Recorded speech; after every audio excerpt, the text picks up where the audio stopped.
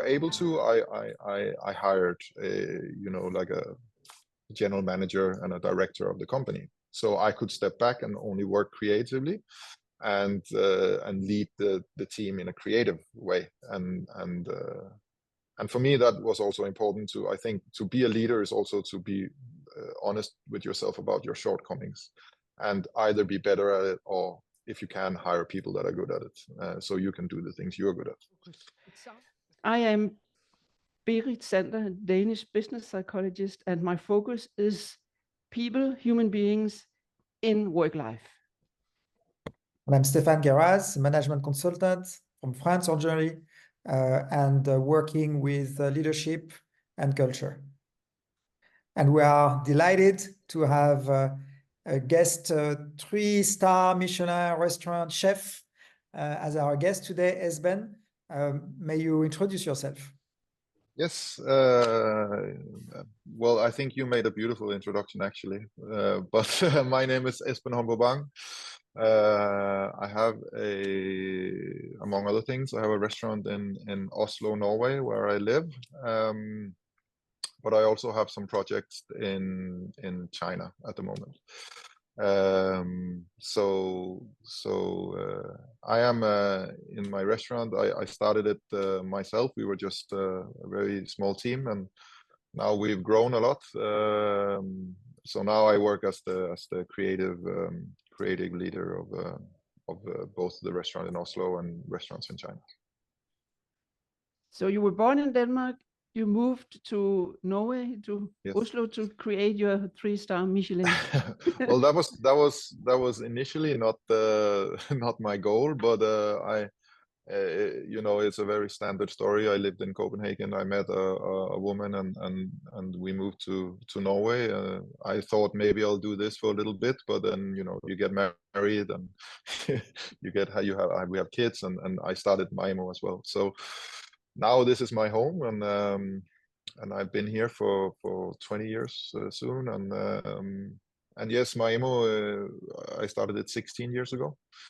So we are now a 3 Michelin star restaurant. We started out initially in a small space, and we have moved now to a slightly larger and a bit more comfortable space. What brought you here? To this meeting, or in general? What brought you into a fairly comfortable restaurant with a 3-star Michelin recognition? It's I think I've actually asked myself that many times, and it's funny because every time I have a different answer. So I think it's quite a complex.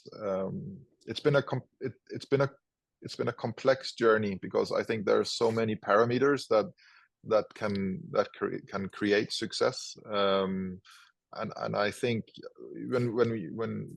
when I read or when I see interviews and you get that question, is okay, how did you get where you are today? What kind of thing gave you success? Everybody kind of says the same thing. It was hard work and like staying true to your values and these things, which is, there's a reason why people say it, or there's a reason why it's cliche. It's because it's generally the truth. And so I'm not saying that that's not right, but I think there is a lot more, often a lot more things to it. So yes, first I must say it was a lot of hard work, and I have stayed true to our values. We had a lot of, we were very focused on one goal, and that is creating the best possible experience. So that was always our foundation. And then we agreed that, well, I can just, if I can go one step back, is that I started Maaemo with two of my friends. They are now gone, and it's just me left. And you know what you say, don't start businesses with your friends, because you're not going to be friends anymore after that. Yes. So the idea was that creating the best possible experience is not being too it's about being flexible with your goals. So even though even though you say we want success, or if you want Michelin stars or whatever goals you have, our goal was always just to create the best possible experience. And any recognition or anything that came along with that is obviously an amazing, and but it's still a bonus, because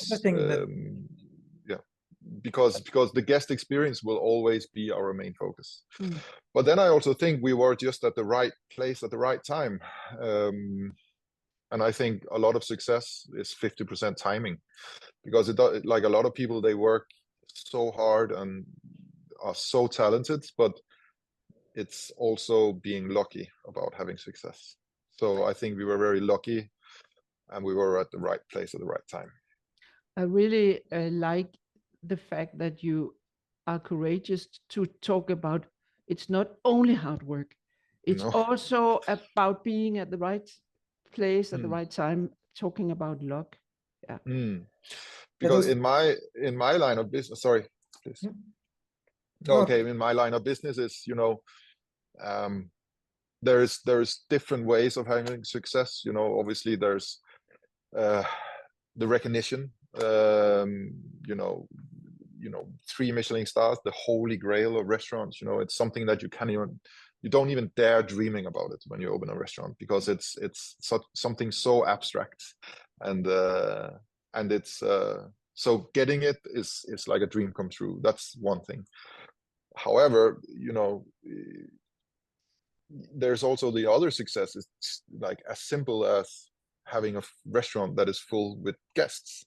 Because if you don't have that, then you don't have any livelihood, so it's the same thing. It doesn't matter how good of a management psychiatrist you are, if nobody is seeking your advice, well, you're not going to be able to do what you do. So for me, my main, I always, when I get asked this question, I always say, well, the most important thing about my success is having guests and having a foundation of being able to go to do my job every day. And there's a third criteria for what we're talking about. It's thriving, being happy about what you do. Yeah, so what is but that? also I feel like it's okay also to be a little bit unhappy as well, because I feel like having a work life is like a natural life cycle. And I think it's a lot to ask of people to say, just be as long as you're happy to go to work every day. I'm not happy to go to work every day.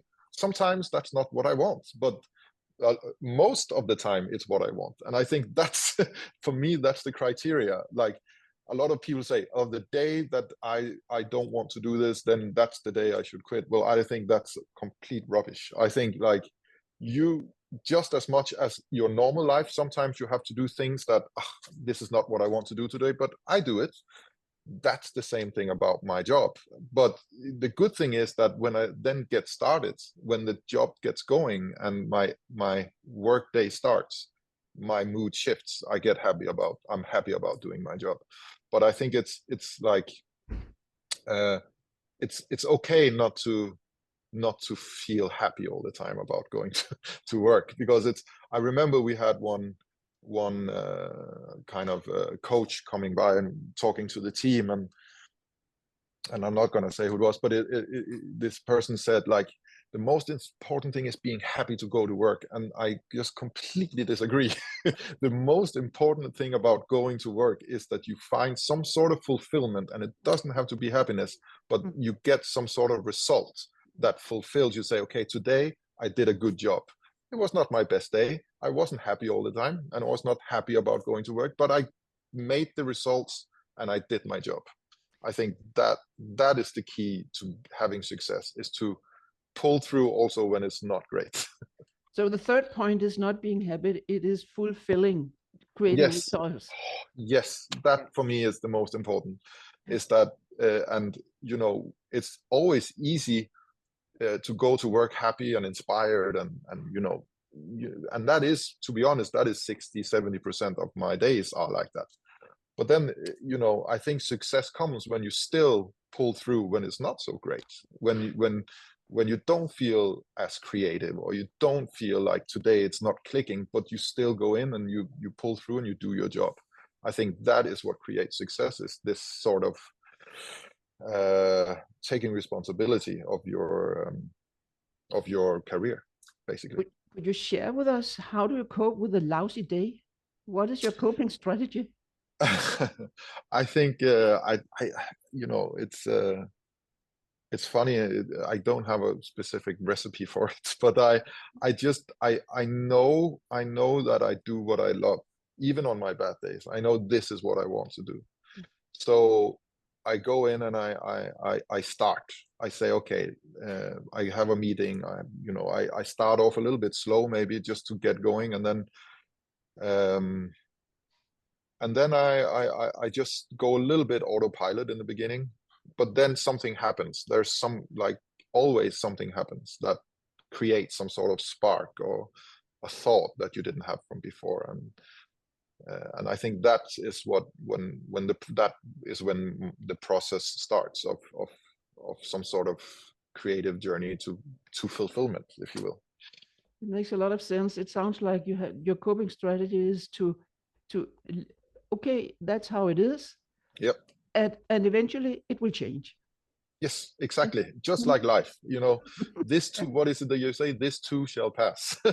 So it's, that's a good point. yeah. So I look at it I try to, I know a lot of people I know people and friends of mine that get stressed when it's not so great going to work, but I don't get stressed about it, because I know I do what I love, and this too will pass. This too will pass. So Esben, you are talking about creating the best experience. That's an interesting point, because that's the center, for example, of what Amazon is doing. But they're doing that for 25 years. But they were kind of a bit pioneers in making the customer really the center of everything they do. And when you started 20 years ago, that was not maybe so common for people to say, customer at the center of everything, customer experience. And for me also, when I think of, high level fine dining, it's like, what does that mean? Of course, there's a decor, there's the food, there's a service. But to me, the experience is about the emotion, where the food brings you, how it transports you to another space, something. But I'm curious to hear how you thought about that experience. I think the tricky part is that if I could create like a universal experience that I could just curate for everyone, then my job would be fairly simple. But so my big challenge is that I'm dealing with human beings just as much as in your line of work. You have to tailor the experience to not necessarily the needs, but the person that is experiencing this. I cannot just create a universal experience. So in my line of work, we have to be very flexible, and we have to be the key is to see the guests, to meet them at their kind of level where they are. I feel like a lot of very fancy restaurants, at least in the beginning, when I started being interested in this, and I go to these restaurants, I felt a little bit like out of place, or I felt like I should know things before experiencing this. And that's always been my key, is that anybody, no matter how much you know about wine or don't know about wine, how much you know about food or don't know about food, it doesn't matter. We can I want everybody to just experience joy in this experience. So for me, it's the key is here to just meet the guests. And my cooking is a very personal style of cooking, of course, but I also try to let me put it like this: I don't change my cooking, but I can alter the communication. So I know if somebody comes in and has a deep relationship to Nordic food culture and can taste things from their memories or past experiences, then great, then I know that. But if I have somebody who's who's grown up in South Africa and eats something completely different, or have other memories and experiences, then I cannot communicate the same thing. Then I have to say, this is, in my opinion, this is what this dish is about, where I don't necessarily need to over communicate if somebody already has knowledge or memories about Nordic food culture, for instance, and then you can translate that into every aspect of the experience. It's interesting that you kind of create a connection between doing consultancy, doing business psychology, and being a chef, creating. And I also have to cook. Yes, it's like one of my favorite sentences I learned from a mentor: connect to the grammar. That's exactly what you're talking about. Yeah. Mm-hmm. Okay. Well, I try. The 3-star Michelin. So that's something, of course. So as you said, the Holy Grail. How much does it matter, and maybe more importantly, what kind of constraints does it place on you?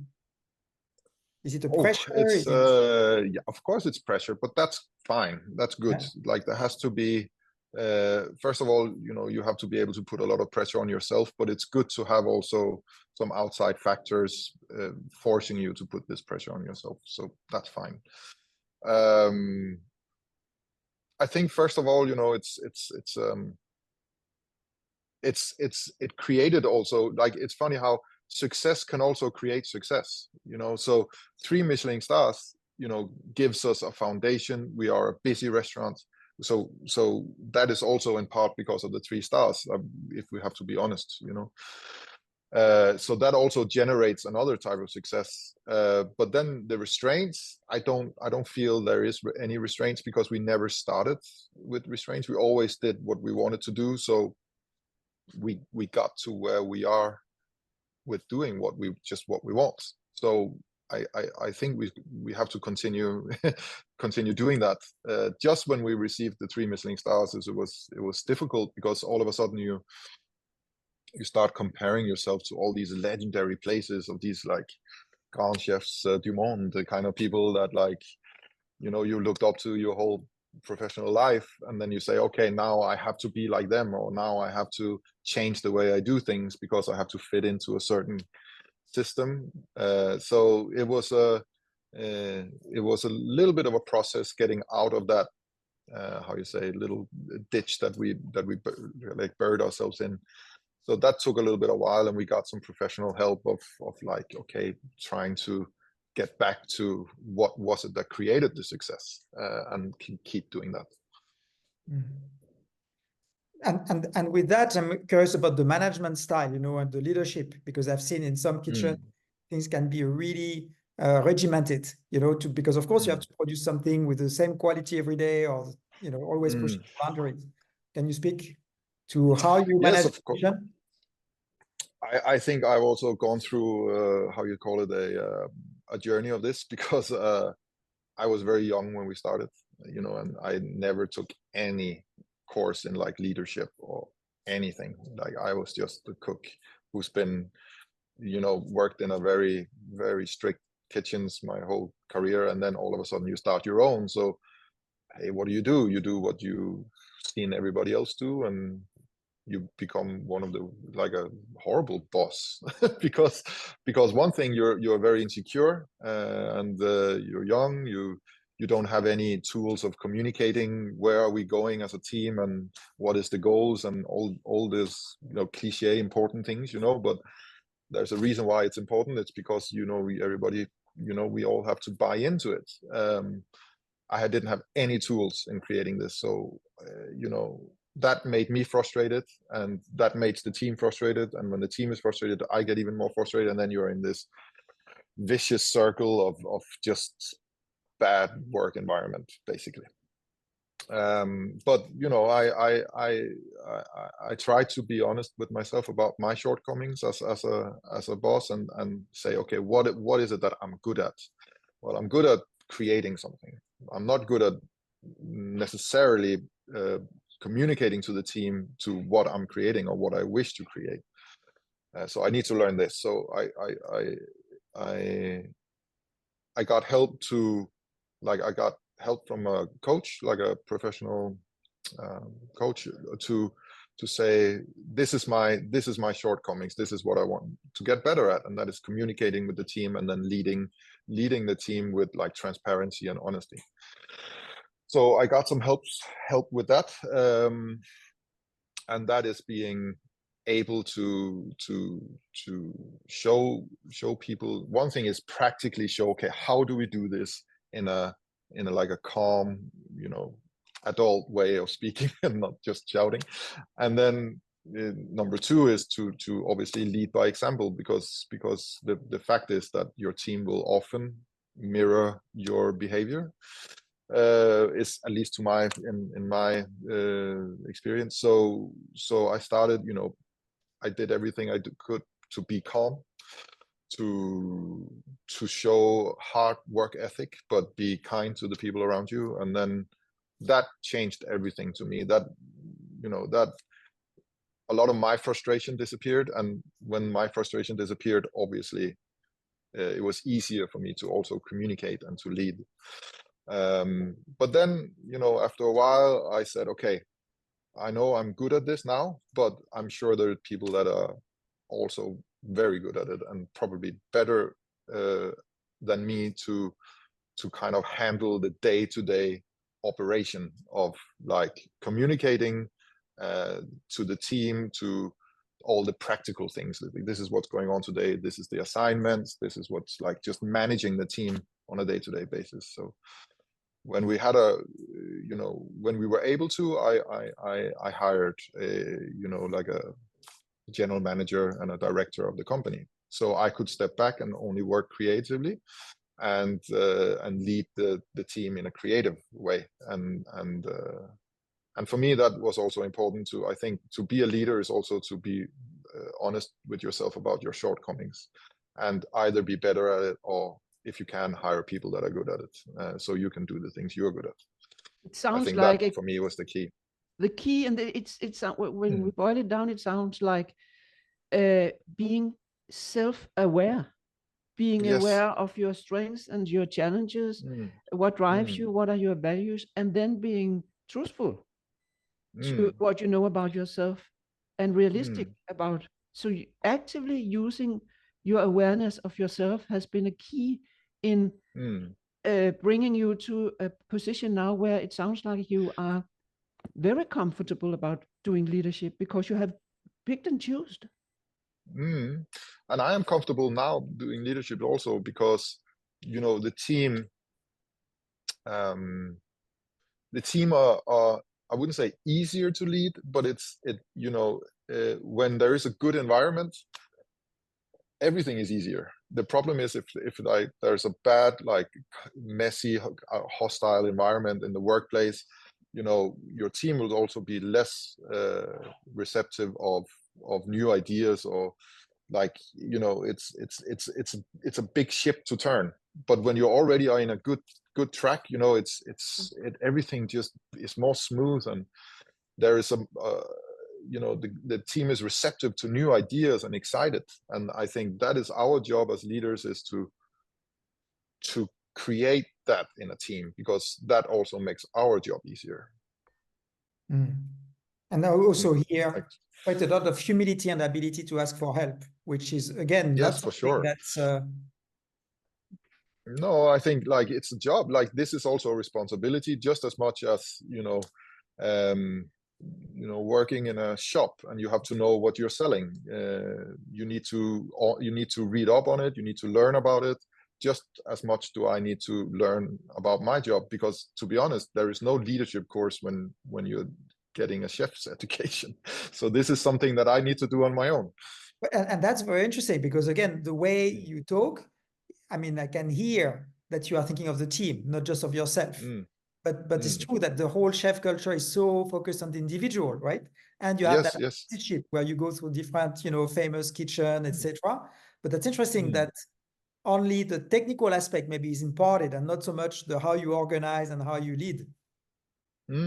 But I think, and I'm not going to sit here and give leadership advice, but you know, what I've learned at least is that in every aspect of my job, and this is maybe sad to say, but this is the truth, in every aspect of my job, somebody in this organization can do one of the things that I do better than me.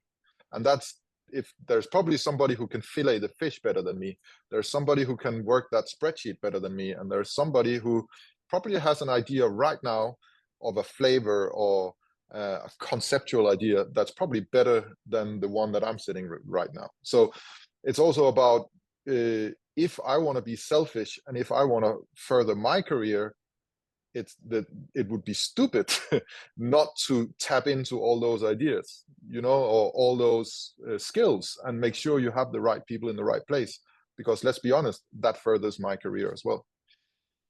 So Stephane, you notice that Esben is totally team oriented. Exactly. Yeah, yeah. But and you also, but I can be that, because I can also say that being team oriented furthers my career. Definitely. It's I think a lot of people think that if I want to be the best at what I do, I need to focus on me, and it's about my skills and what I do. But you know, I rarely think that's true. I think it's about making sure you build a team around you that's collectively better than you are. Then you will get success. Fantastic. And so now I'm curious, what is changing in your space? You know, we talked about a bit the 3 Michelin stars, and at the university where Berit and I involved, we had a case study actually on Michelin, and some of the challenges they face today, because of course, you know, a lot of people are picking up cooking skills with Pinterest and Instagram, and so that's a bit challenging, of course, because it reduces a bit the importance of that. But then there are also all sorts of other influences like organic produce, fair trade, climate change. So I'm wondering, you know, what matters in your world? What do you see as important, and how do you deal with it? All of it is important. I think, you know, you can say as a, you know, we have a responsibility of being, one thing is we have a responsibility of doing everything as sustainable as we can.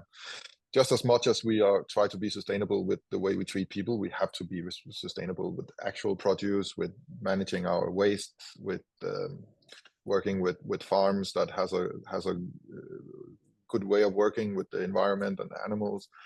That's kind of, for me, that goes without saying. I don't have to talk a lot about it, because that's, I think, in every aspect of what you do, that's everyone's responsibility. And obviously what we do has a direct effect on our environment, very much so, especially when it comes to waste management. So we work a lot with that. That is very important for us. I forgot the question now. What was the question? It's just looking at all those trends, you know, that we hear in the world. Yes. But what matters and what you need to work with, like sustainability, as you say. Trends. I don't care about trends, because I think the moment you start worrying about what's on social media and what is important right now, the flavor of the month, you know, I don't care. So it's very important for me that we are just true to what we do, and if it makes sense for us, we have to, you know, trust our own capabilities as human beings and as professionals. And if it makes sense to us, we have to just assume that what we're doing something right. So being oriented towards and driven by sustainability in your business, in your restaurant, it's about organic products. It's about having people around you where they're not at the other end of the planet, but closer to you to get your stuff. It has been a driver. I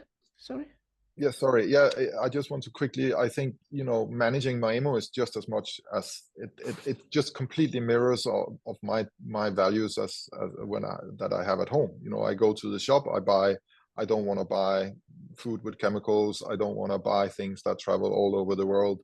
You know, it just makes sense.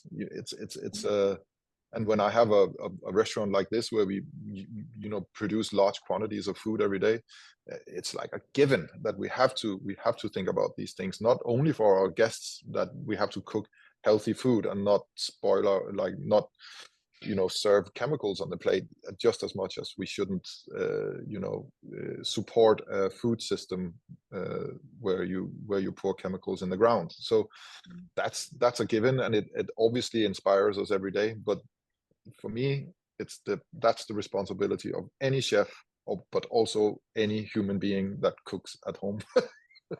It's in your DNA. Yes. Esben, what do you think will be your specific focus for the time to come, for the next half or next year? What is on your mind? Well, I want to be even more focused. I've seen that the more the business grows, the easier it is to lose focus, because you have to focus on more things. Then you dilute yourself and your focus a bit. So it's very important. We are in a transition phase where there are things happening, new projects. So it's very important for me now to really do everything I can to keep focused on what drives the business forward, and that is the creative process, and not getting caught up in lesser important processes, or processes that somebody else can handle for me. So that's important. And then still, I always focus on for myself and for my team having a good work-life balance.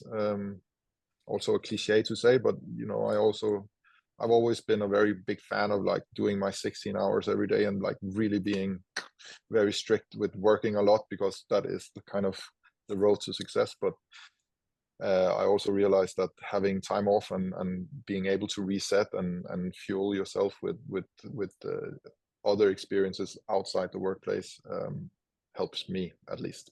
So that is also my focus forward.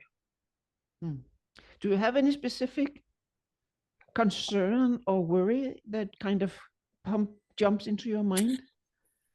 Yeah, we obviously there's a lot of things happening in the world now. Depending on when somebody hear this podcast, I'm not sure what's happening in the world at that given moment. But when we are talking now today, we are living in uncertain times for sure, and if it's war or the economy or whatever it is, that's definitely, I think there's a lot of things to be concerned about, both as a professional and as a human being. And I was actually worried going into this year, just the general financial situation in well, at least in Northern Europe is very uncertain right now for a lot of people. So I was a little bit, I didn't know how this year was going to be, but luckily for us, we haven't sensed any big change. So that was one thing. But then, if you want to be, there's a lot of things to be sad about. There's war, there's climate change, there's like, it's just right now it's tough times, I feel like. Yes. And I was wondering then, how do you choose those projects? Because you mentioned some project in China, and as you said, you can't do everything. You have to focus and choose. So how do you choose? What makes you decide to commit to certain projects? I have that is actually one of the easy things for me, is to deciding if I want to do something, because there's kind of three things that has to click. And the first I always focus on is that, do I want to do this? Forget about finance, forget about success, forget about anything. Do I want to do this?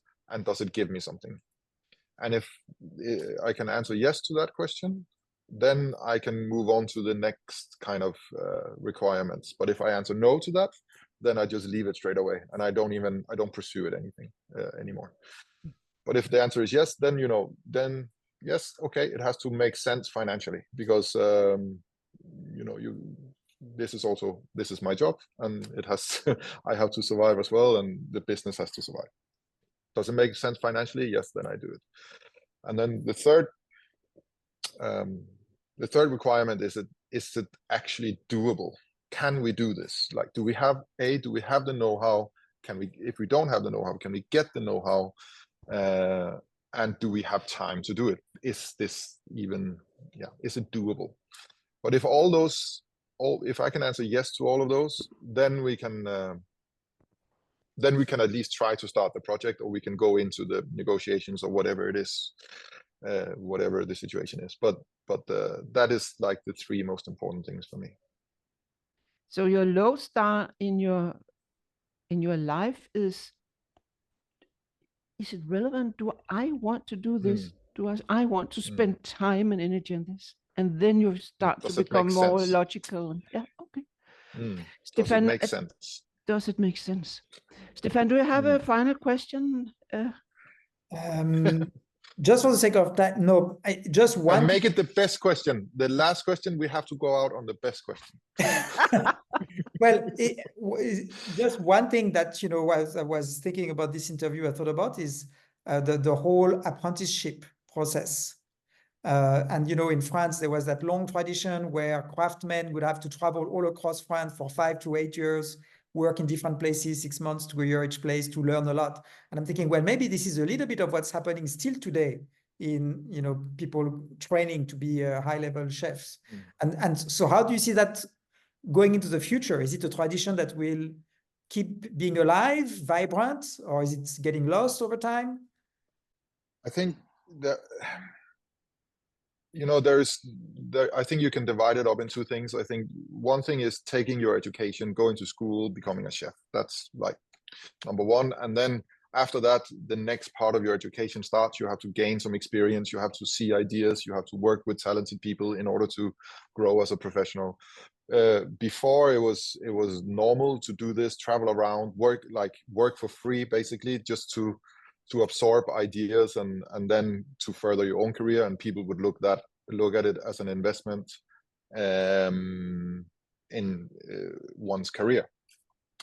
But now I think that is dying, and I hope that people will stop. I think a lot of restaurants used the people's fuel to go and work and further their own career, and they misuse that of getting just free labor. And I think we've seen it in a lot of businesses. I think there's just been also some cases in the architect industry about the same thing. But so here, at Maaemo at least, everybody comes from somewhere else. Like we have almost 90% foreigners working here that travel to Norway to work at Maaemo.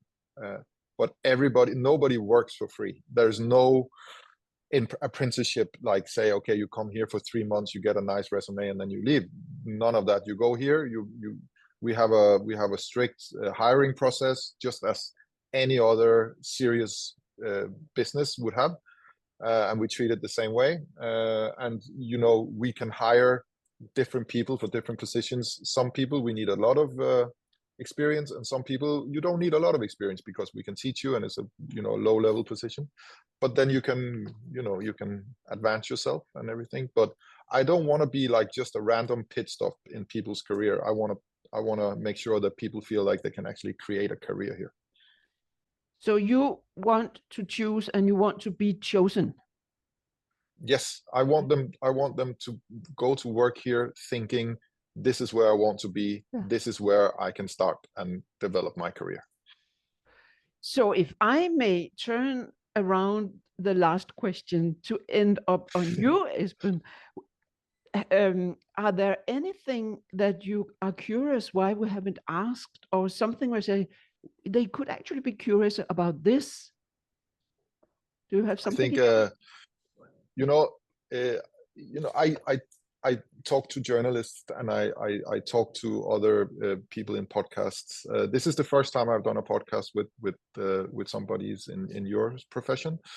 So I was actually very interested into hearing what is it that we're going to focus on. I kind of knew we were going to focus on leadership and these things, obviously, but it was also nice to see that you also actually asked about what a restaurant and ideas and creativity and these things. But one thing that I always get asked in these podcasts or whatever newspaper, they always ask, so what kind of food do you cook at home?